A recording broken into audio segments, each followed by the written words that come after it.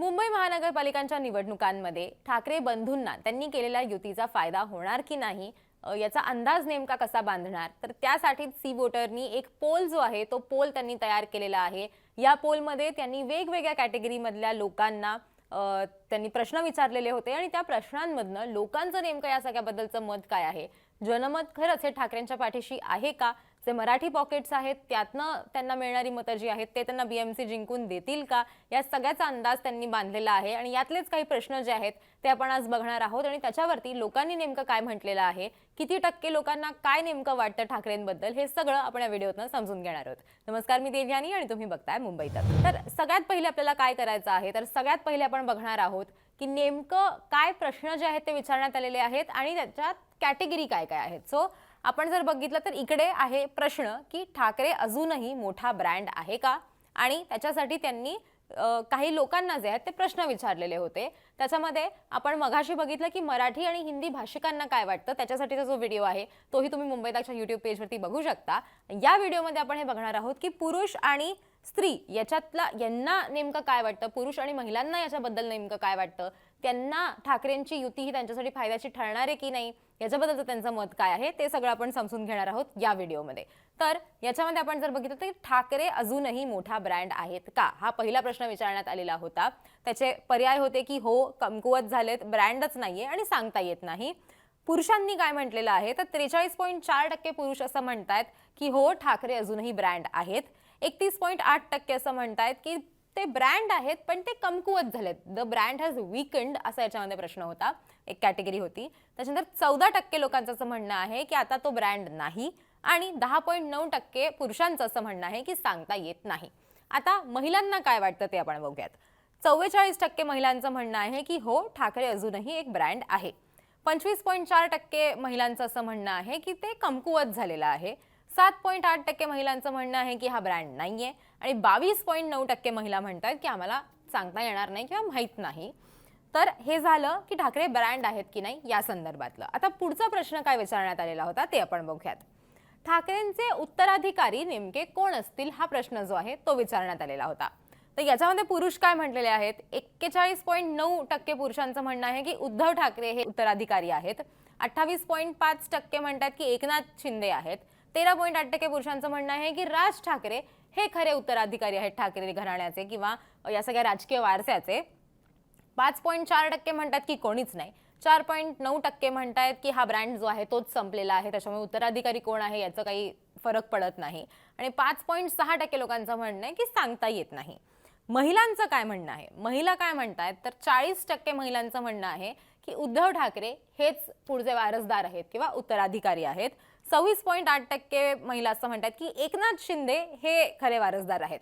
आता हे याच्यासाठी इंटरेस्टिंग आहे की लाडक्या बहिणीचे पैसे झाले, लाडकी बहीण योजना जी आहे ती आणली, तरी सुद्धा महिलांनी म्हणजे साधारण महिला ज्या आहेत त्या अजूनही म्हणतात की खरा उत्तराधिकारी हे उद्धव ठाकरेच आहेत, एकनाथ शिंदे नाही आहेत। त्याचं कारण असं की एकनाथ शिंदे हे कायम क्लेम करत असतात की मीच त्यांचा खरा वारसदार, मीच शिवसेना पक्षप्रमुख आहे, किंवा कसं काय ते शिवसेना डिझर्व करतात हे त्यांचा सांगण्याचा प्रयत्न असतो सातत्यानं त्यांच्या प्रचारांमध्ये। लाडक्या बहीण ज्या वेळेला ती योजना जी आहे ती त्यांनी आणलेली होती त्यावेळेला सुद्धा प्रचारांमध्ये त्यांनी हे सांगितलेलं होतं, पण तरी सुद्धा महिलांचा कल हा खरा उत्तराधिकारी कोण तर उद्धव ठाकरे याच्याकडे महिलांचा कल या पोलनुसार जास्त दिसतोय। हे आमचं मत नाही, हा सी वोटरचा पोल आहे, मी पुन्हा एकदा सांगते। आणि हे सगळे टक्के आकडे जे आहेत ते सगळे पर्सेंटेजमध्ये आहेत, म्हणजे टक्क्यांमध्ये आहेत।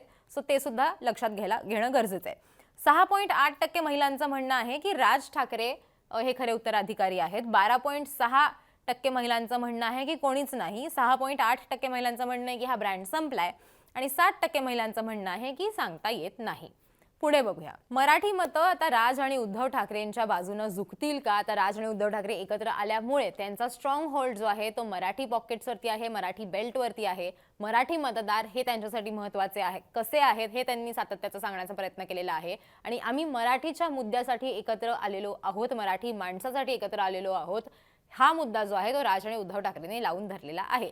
सो ह्या सगळ्यामध्ये मराठी मतं ही त्यांच्या पारड्यात पडणार आहेत का किंवा त्यांच्याकडे झुकणार आहेत का, याच्यासाठीचा हा प्रश्न होता। आता हे लोकच काय म्हणलेत आपण बघूयात। पुरुष 49.3% पुरुषांचं असं म्हणणं आहे की हो, मराठी मतं त्यांच्याकडे झुकतील। 11% लोकांचं म्हणणं आहे की कदाचित ही मतं जी आहेत ती त्यांच्याकडे झुकतील. 16.7% लोकांचं म्हणणं आहे, म्हणजे पुरुषांचं म्हणणं आहे की नाही. 11.4% पुरुषांचं म्हणणं आहे की नक्कीच नाही आणि 11.5% पुरुषांचं म्हणणं आहे की सांगता येत नाही.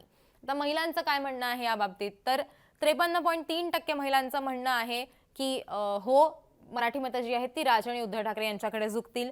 8.9% महिलांचं म्हणणं आहे की कदाचित झुकतील. 10.3% महिलांचं म्हणणं आहे की नाही.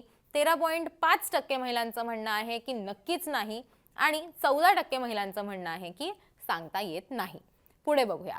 या सगळ्यामध्ये पुढचा प्रश्न जो आहे तो आहे महापौर संदर्भातला, की मुंबईचा महापौर हा मराठीच असावा का, हा प्रश्न विचारण्यात आलेला होता.